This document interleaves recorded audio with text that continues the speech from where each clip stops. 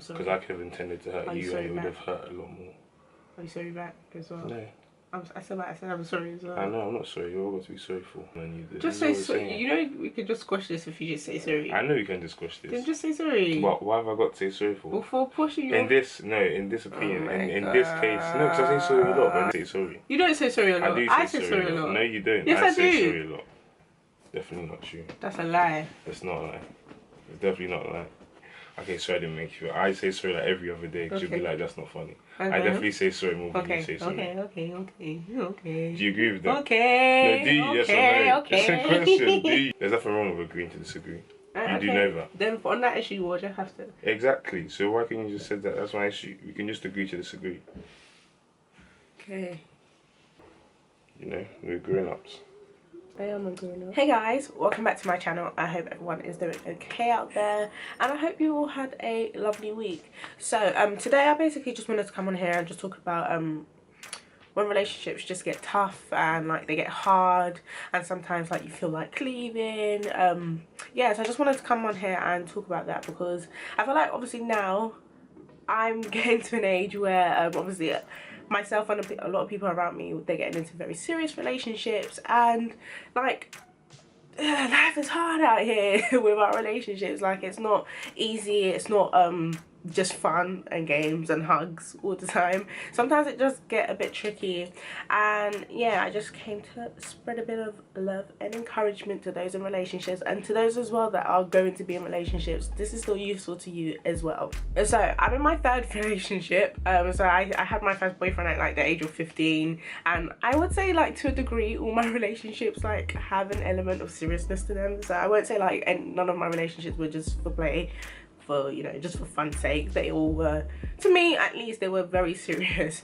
So yeah, I've been with the guy that I'm with now, Mosh, for about 2.5 years, and like, obviously at first like you're in love and you enjoy being in each other's company and things are all rosy, and you're in that, I think they call it the honeymoon period. It's really nice and there's nothing going on, and yeah, things change and you might not expect them to, but they do change. And it's not so much that you don't feel the same way about each other anymore. Sometimes the infatuation and that whatever feelings that you were feeling in the honeymoon stage, all those things that you just wear off, and then the arguments start creeping in, or the disagreements rather. I won't even just say arguments, because you could disagree without arguing. The disagreements start creeping in, and things that you might not have bargained for in your partner, so you start to see them a bit more vividly. Especially if you're a couple that's celibate, you start to see things in each other that you're thinking, I'm not sure if I'm, you know, down for that. But relationships, they're all about compromise, they're all about communication, they're all about sometimes putting the other person before yourself and not just being all about yourself. And it's about not being prideful more than anything, because I think some of us get into relationships and when the going gets tough, we're just thinking about ourselves. Well, I'm not gonna put up with this. Well, I don't need to be here, but I know I'm a fire girl and I could be anywhere else right now apart from here. But sometimes most times it's not about that, especially if you're courting and you're thinking of, you know, taking that step towards marriage. Those kind of traits that you have whilst you're courting or dating, like, those things can't run in a marriage. Just because like your husband or your wife has pissed you off for the day, you can't up and leave.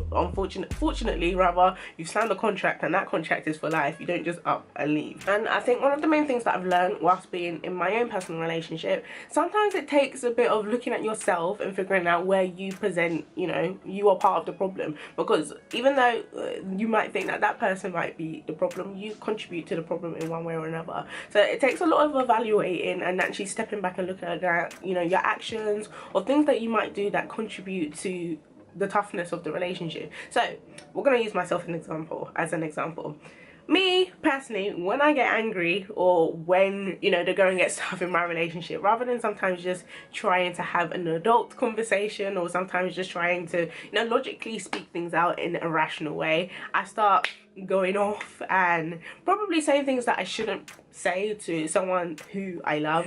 And, you know, obviously once you put those things in the air, they're there, you can't take them back. Tomorrow, yeah, you're gonna say sorry, but, you know, maybe you shouldn't have just said those things in the first place. So for me, it takes a lot of sitting back and thinking about, okay, you say that you love this person and you say that, you know, you care for them, but why is it whenever you get into difficult situations with them, you start mouthing off. Is that the correct thing to do? Is that going to help your relationship? Is it going to help the toughness break down?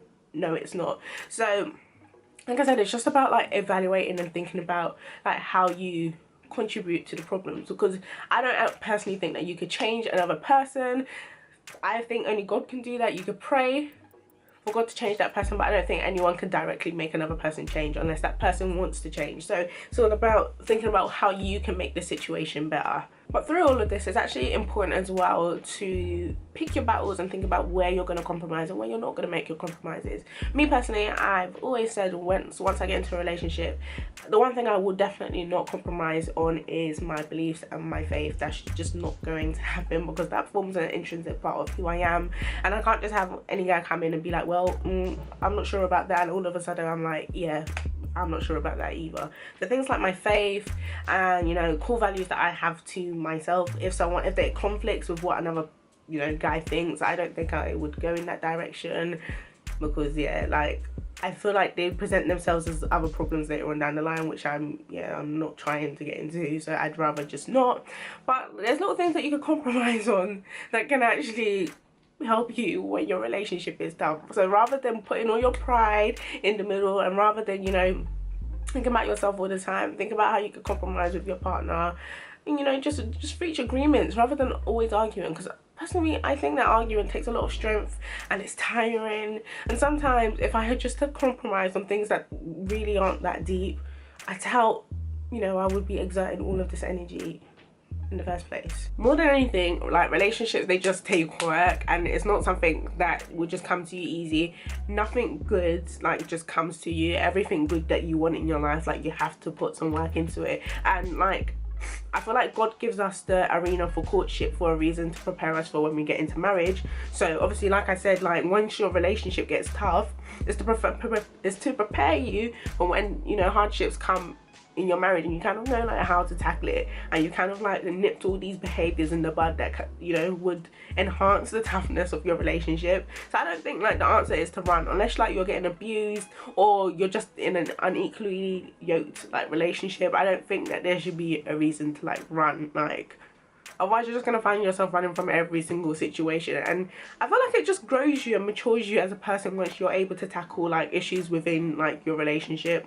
But like I said, if like you're in an unequally yoked relationship, if the guy's abusing you or the girl's abusing you, or if, you know, things that are important to you are being compromised, like, or being, you know, taken for granted, like your respect or your dignity, like, then by all means take the step you need to take and leave the relationship. But I feel like this generation is just so used to just walking out from relationships because people just aren't willing to put in effort, or people just, I don't know what people think, like they just think that good relationships are just born out of nowhere, and you know, you get to find the one and then that's just it.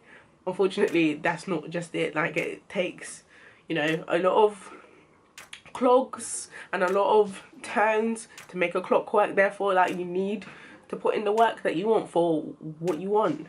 So yeah, that's literally all I wanted to say in terms of, you know, not what to do, but things to think about when like relationships are getting tough for you, or things to think about once you've just like entered into a relationship, so you're not like blindsided by, you know, what could happen. Because I'm gonna be completely honest with you, they're not all roses. It's not always happiness and laughing and posting pictures on Instagram. Sometimes you just want to strangle each other. But it's also okay to understand that, yeah, even though I feel like I'm going to strangle my other half, we can work through it. Because love is actually a choice. So you have to choose to love that person every day. You don't just fall in love. Yeah, because like, you make the choice to love your other half. I don't think you just fall in love. I don't think, you know, you just fall out of love. You know, you have to make a conscious effort to continue to love your partner. The same way you will have to make a conscious effort to love your husband or wife when you get into marriage. You don't just, you know, oh, well, one day, like, I just fell out of love with him. That's not what I believe here. But that's all I really wanted to talk about in terms of, you know, when your relationship's getting tough, and things to think about that, you know, can help you out of a dark patch. And, you know, just to know that, you know, it's not the end when you guys start arguing or whatever. Like, you could still work past it and work through it and get, you know, get back to being on a happy patch. So yeah, I hope you guys enjoyed this video. Give me a thumbs up if you enjoyed it. Don't forget to comment below and make sure you subscribe. And I guess I'll see you guys next time for another video. Bye.